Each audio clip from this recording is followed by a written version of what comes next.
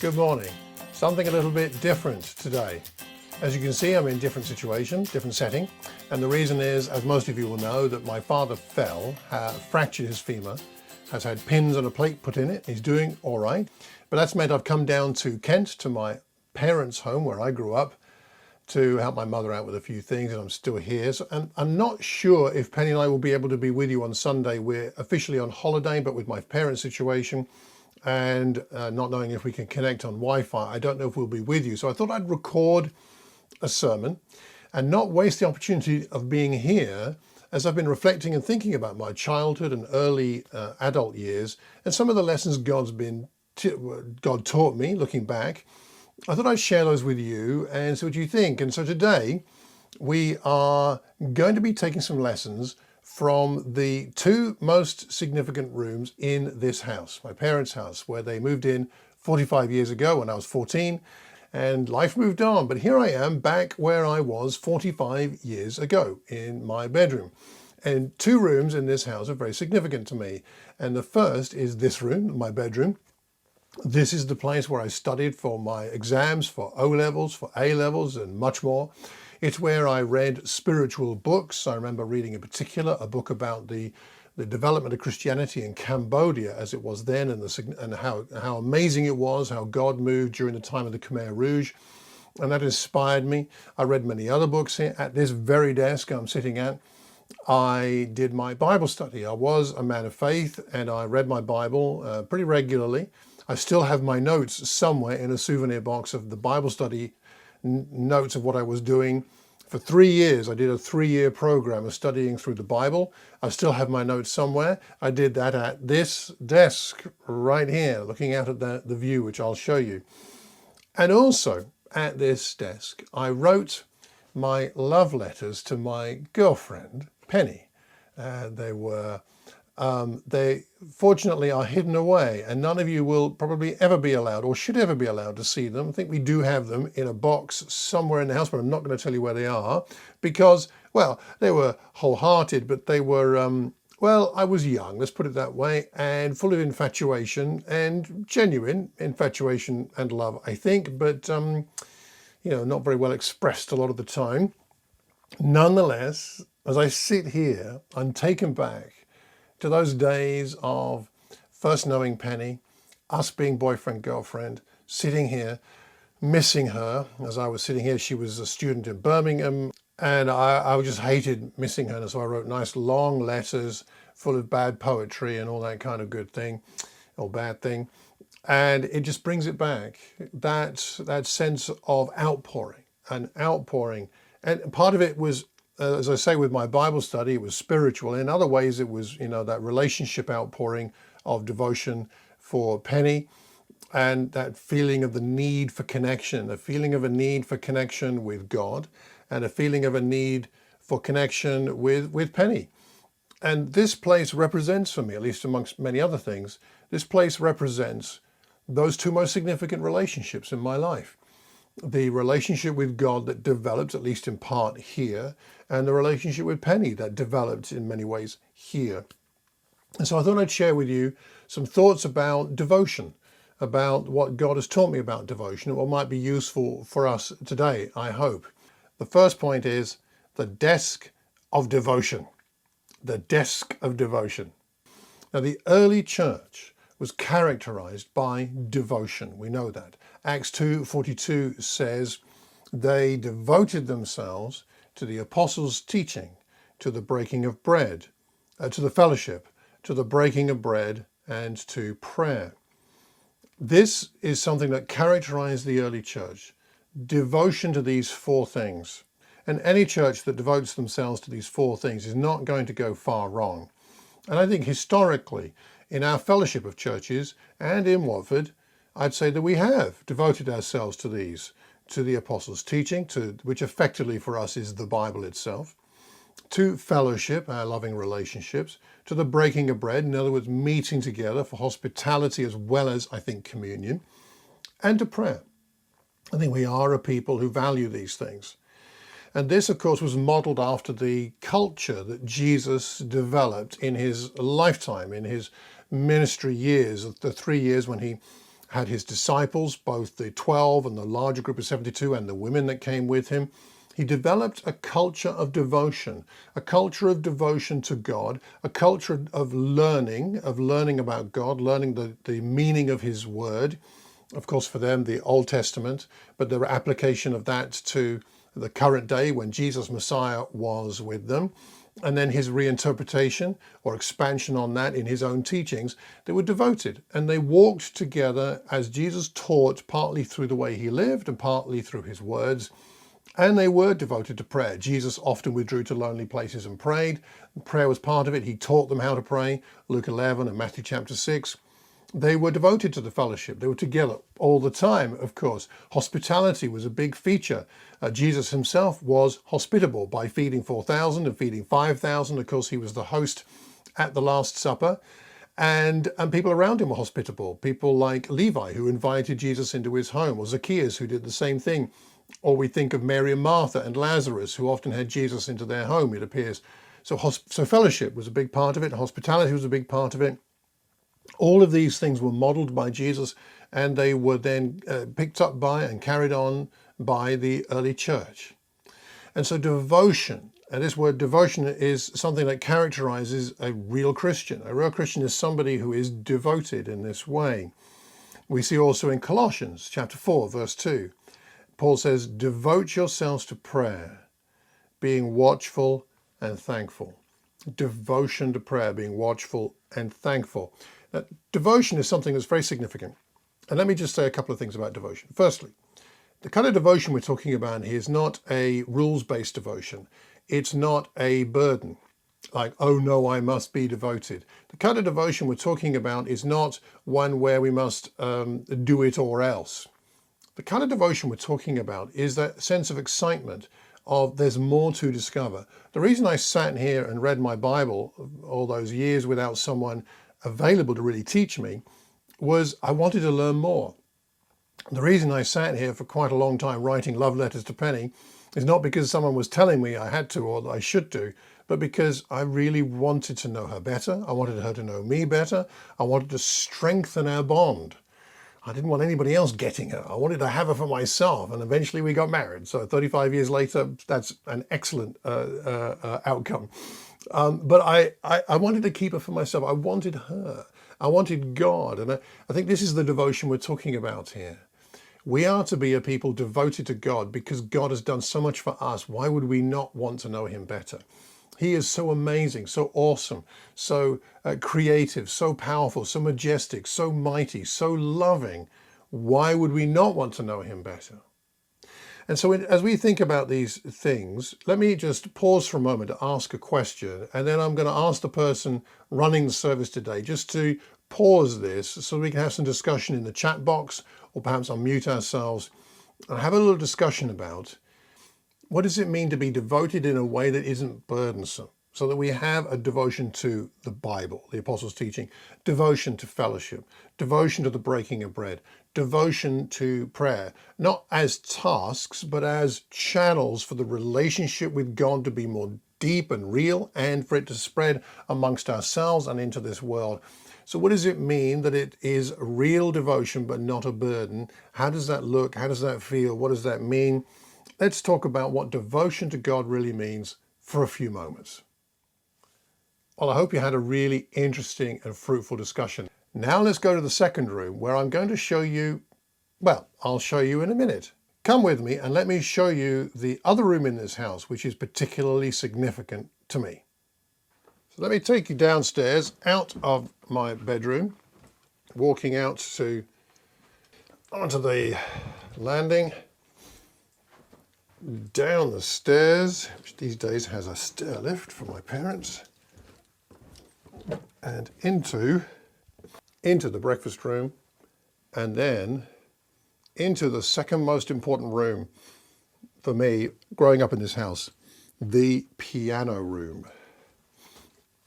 This is the piano at which I learned to play the piano, and it's the room in which I practiced singing and French horn as well.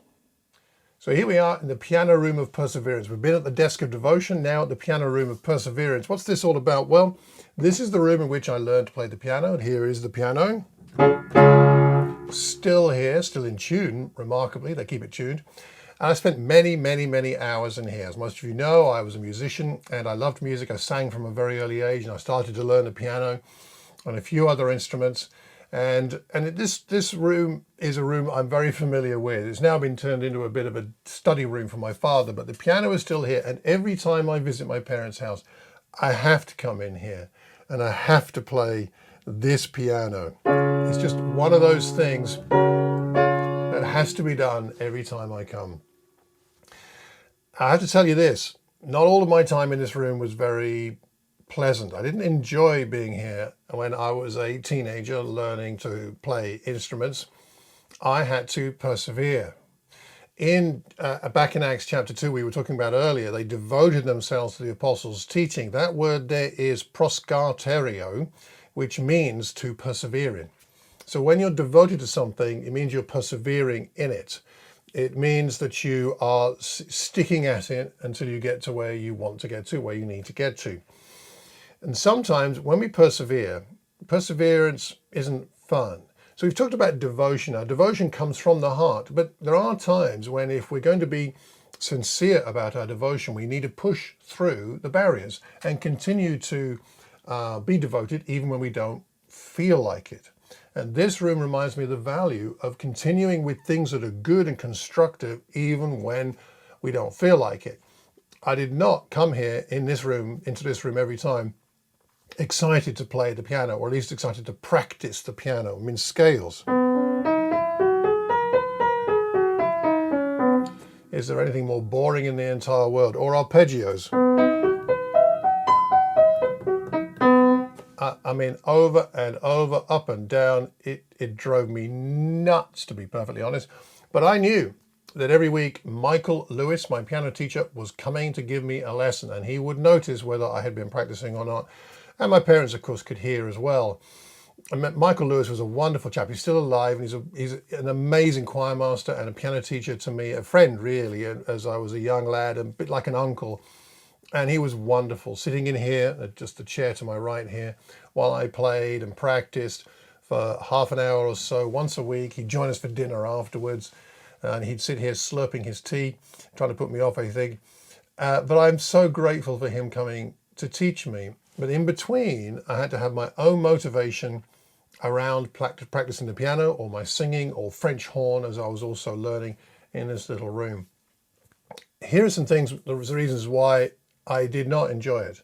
Firstly, it was embarrassing because you can hear what's going on in this room. When I play the piano, everybody else in the house can hear. And when I made mistakes, when I got things wrong, it was exposed. My mum could hear, my dad could hear, my sister could hear, anybody else around could hear. They could hear when I was, I could hear my weaknesses in the way I played. They could hear my shortcomings as well as the mistakes. And I found that very embarrassing. I tried to play as quietly as I could, sometimes with the soft pedal on, you know. But still, when we persevere, one of the challenges about persevering is that we stumble along the way and it becomes noticeable. But that's one part of it. And the other part of it was the conditions weren't always very nice. So these days there's a radiator in this room. Just over here on the wall on this side, there's a radiator. I mean, the world has gone soft because when I was practicing in here, there weren't no radiator. This room it's brick, single skin brick in an ancient old house on this side and this side. And that side, there wasn't any much heating either. This side is a lobby with no heating.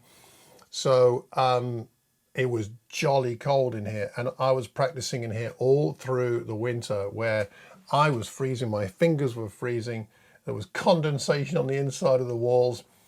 It was really awful. And maybe that's first world problems because at least I had a piano, I understand. But it wasn't pleasant. I didn't enjoy it. It was uncomfortable, and I longed to be out of here. But I knew this was the only way I was going to improve. If I really wanted to be a musician, I'm going to have to sing. I'm going to have to practice the French horn. I'm going to have to play this piano.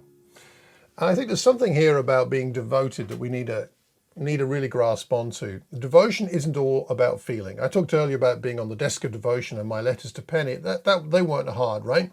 I had to write. They weren't hard to motivate myself. There was something very passionate there. It was an infatuation, and it developed into a deep and genuine love. But we can't rely on the feelings. And I'm really grateful today that I can play the piano. I play it brilliantly. I'm not a fabulous pianist, but I am able to use what I have to encourage other people by playing the piano at times. And I encourage myself as I play the piano. I enjoy it. But that wouldn't have happened just by the piano being here in this room. It wouldn't have happened just because I had a desire, an interest. It only happened because I sat here on this piano stool at this piano for hours and hours, for days, weeks, months, years, practicing. There's something about this for you and I today that maybe we need to think a bit more about in terms of our closeness with God. God wants us to be close to him, and we surely fundamentally want to be close to him. But it doesn't come just because if we rely simply on the feeling of waiting until we feel we want to be close to him. Spiritual disciplines are really helpful for this. Do you want to get closer to God? Do you want to have a tighter kind of walk with him? Do you want to know of his presence, the power and the accompaniment of his Holy Spirit with you through the day, at work, at home, and other places? Do you want to sense his love and his compassion and his mercy? Then this is going to require some perseverance. So let's think about this as we wrap up. 2 rooms in my house that mean a lot to me. The first is my bedroom, or if you like, the desk of devotion. And the second is this room where we are here at the piano, in the piano room of perseverers. I wonder for you and I today how we might grow in our devotion to God through the apostles' teaching, the fellowship, the breaking of bread and a prayer. How we might devote ourselves more perhaps to prayer, being watchful and thankful, Colossians 4. And how we might be more devoted to one another. It says in Romans chapter 12 and verse 10, be devoted to one another in love. Honor one another above yourselves. Is this a good time? During COVID-19, during our restrictions that we have, as I've been here, I've been reflecting, of course. Going somewhere different helps you to reflect. In what way might God be getting my attention on the issue of perseverance? In what way might God be getting my attention on the issue of devotion? Is there some area of your relationship with God or relationship with fellow believers where we could grow in the area of devotion and employ deliberate perseverance to develop that, to become deeper? As a fellowship, I'm proud of the Watford Church. I'm proud of our devotion to God in the sense that I really appreciate the fact that we are devoted. I just wonder whether, for myself and for all of us, we could grow in the areas of devotion to God, the apostles' teaching, breaking of bread, fellowship and prayer, devotion to one another. Could we grow? What's God been saying to you? I would be really interested to find out. Let me know. So I'll leave you with a couple of questions. Firstly, what inspires you to be devoted? To be devoted to the apostles' teaching, to the fellowship, to the breaking of bread, and to prayer. What inspires you? What helps you to desire it, to be devoted? And then secondly, in what areas might God be calling you to persevere more in? Is it in your own personal Bible studies? Is it in the area of fellowship? Is it in the area of breaking the bread and hospitality? Is it in the area of prayer? Or perhaps some other spiritual area that you can sense, you know, God has been calling you to persevere? Let's persevere, because perseverance, when it's finished its work, it develops great character and gives us hope and faith. And we need a lot of that right now. Thanks so much. And thank you again for praying for my father and my mother. I'll keep you updated, and I'm sure we will see you again soon. Take care, and God bless.